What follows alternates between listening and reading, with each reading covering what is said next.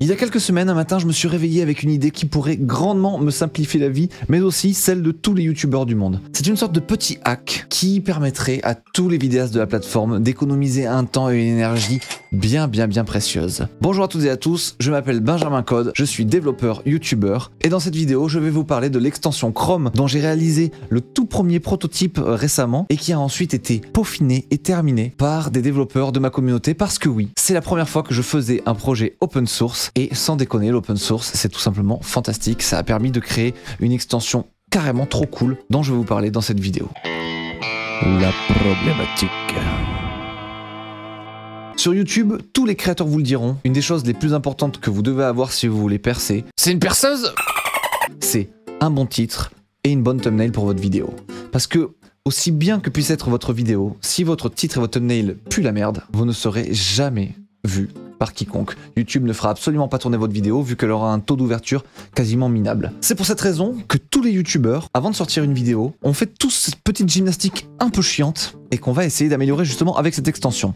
La gymnastique consiste à aller sur la page d'accueil de YouTube, faire un screenshot, ouvrir ce screenshot sur Photoshop, placer à la place d'une des vidéos du screenshot votre propre thumbnail, remplacer le titre par votre propre titre pour enfin essayer d'avoir une petite idée pour savoir si votre thumbnail et votre titre se démarquent bien au milieu de toutes les autres vidéos. C'est un exercice absolument nécessaire et essentiel que l'on fait tous jusque-là. Sauf que c'est trop chiant à faire puisque il faut avoir le logiciel, il faut avoir le skill pour le faire, il faut connaître la fonte, la typo, les font size, etc. de chacun des labels qui apparaissent sur cette carte de vidéo. Il n'y a rien qui est automatique, c'est vraiment de la merde. Et je pense qu'aujourd'hui, on peut faire quelque chose de bien mieux qui ferait gagner du temps à tout le monde. C'est le principe de l'extension que j'ai envie de créer. Mais attention, avant de se lancer tête baissée dans le guidon sur la création d'une app ou d'une extension, faites ce petit effort, cette petite gymnastique, d'aller vérifier l'existant. Est-ce que ça n'existerait pas déjà ton histoire ? Tous les développeurs vous le diront, on a tous des potes autour de nous qui viennent nous voir à un moment et qui nous disent « Mec, j'ai une idée d'application, c'est trop bien, faudrait trop que tu le fasses, ça va être le feu, tu vas être milliardaire et tu me fileras un peu de thunes parce que l'idée vient de moi. » Et voilà. Ça, vous êtes des tonnes et des tonnes à venir comme ça et nous proposer ce genre d'applications qui viennent de votre petit cerveau. Avant de faire ce genre de démarche, regardez si cette idée n'a pas déjà été faite, si cette application n'existe pas déjà, puisque ça ne sert à rien de recréer un truc qui existe déjà, juste utiliser l'outil qui existe et basta. Sauf que là, j'ai demandé d'abord à tous mes collègues Twitter, youtubeurs, si cette extension existait, et tout le monde m'a envoyé vers des trucs que je trouvais assez nuls. À la proposition d'Axel, je dis que ça le fait dans la liste des résultats de recherche, mais pas dans la homepage. Et c'est vraiment dans la homepage que les choses se jouent aujourd'hui. Donc mon extension a peut-être sa place. Après avoir cherché pas mal sur Twitter et sur Google, je n'ai pas trouvé d'application ou d'extension qui faisait cette chose très facilement. Donc là, je me suis dit, chouette, il n'y a plus qu'à. Il n'y a plus qu'à la créer, cette extension. Bon, tu me le montres, ton outil ? Moi, l'extension que j'ai en tête est très simple. Tel que j'imagine les choses, il faut que lorsque vous cliquez sur l'extension, ça vous ouvre une petite pop-up qui vous dit glissez votre thumbnail, mettez votre titre et éventuellement aussi renseignez votre image de chaîne et votre nom de chaîne pour que ça puisse remplacer tout ça dans le résultat final. Je me dis qu'avec une telle extension, on passe du processus chiant de faire un screenshot du truc, lancer Photoshop, coller le screenshot dedans. Avec cette extension, ça le fait automatiquement. Et vous n'avez pas à connaître les... Oui, bon, c'est bon, on a compris ton truc, c'est bon. On va l'essayer, t'inquiète pas, c'est super, t'es super, Benjamin Code, t'es super, voilà. Donc c'est franchement assez cool comme outil, admettez-le. Et le prototype, ça donne quoi ? Maintenant que j'ai les fonctionnalités en tête et que je sais à peu près ce que je veux, il reste plus qu'à le coder. J'ai jamais fait d'extension Chrome de ma vie, mais je me dis, ça doit pas être si compliqué que ça. Je vais sur le site de Google, je regarde un petit peu comment fonctionnent les extensions Chrome, je prends le starter kit des extensions, et je me dis, je vais juste customiser ce truc-là, et je vais franchement arriver assez vite à mes fins. Je lance un live Twitch pour faire ça avec vous en direct, parce que c'est toujours marrant de créer des choses ensemble. Je code ce truc en 2-3 heures devant à peu près 600 personnes complètement motivées, qui m'aident vachement, qui m'indiquent des trucs, qui lisent au-dessus de mon épaule, qui corrigent mes petits bugs, qui m'aident quand il y a des petits problèmes. Et des petits problèmes, il va y en avoir parce que les extensions Chrome, c'est quand même un écosystème bien particulier, bien à part, qui fonctionne un peu spécialement avec des contraintes bien particulières. Et pareil, YouTube était un peu capricieux sur certains aspects et nous a un peu fait chier à certains moments. Mais au bout de 2-3 heures, on avait le prototype fonctionnel. Et alors, quand je dis prototype, c'est bien un prototype, parce qu'à ce moment-là, il n'y avait aucun design. Je savais que sur Twitter, j'avais des potes graphistes, youtubeurs qui étaient super hypés par tout ça, donc je me suis dit, écoutez les gars, je vais me charger de la partie code, vous allez vous charger de la partie graphique. Vous me ferez une petite UI pour ce truc et ça sera super cool. Donc moi à ce moment-là, c'était super moche. Page blanche, formulaire pour l'image, formulaire pour le titre de la chaîne, formulaire pour l'avatar de la chaîne et enfin formulaire pour la thumbnail.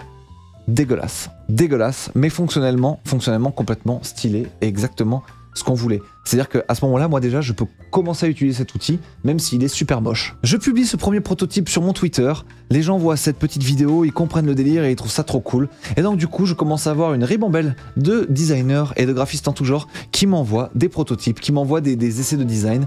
Et c'est vraiment trop cool à ce moment-là parce que je vois qu'il y a de l'engouement, les gens sont super motivés et il y a ce côté... on participe tous ensemble pour créer un truc cool qui va servir le bien commun. Et donc moi, ce genre de truc, je trouve ça vraiment génial. Mais malgré toutes ces propositions, c'est le Twitcher, YouTuber Basti UI qui récupère l'idée, qui récupère le projet et qui me fait une somptueuse UI qu'on va devoir intégrer après de notre côté. Il nous envoie les maquettes sur Figma qui sont libres, les gens peuvent l'ouvrir comme ils veulent, il n'y a pas de problème, n'importe qui peut y accéder.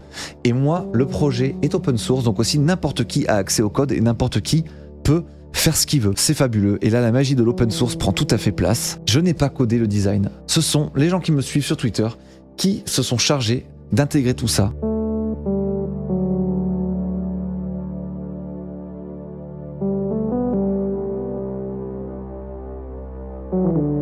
Et moi, mon seul rôle à ce moment-là, c'était plus que de relire ce qu'ils faisaient, leur suggérer des choses, faire modifier quelques trucs pour que la cohérence générale du projet reste intacte. Mais à ce moment-là, voilà, je passais plutôt à un stade de manager du projet que de mec qui codait effectivement pour le projet.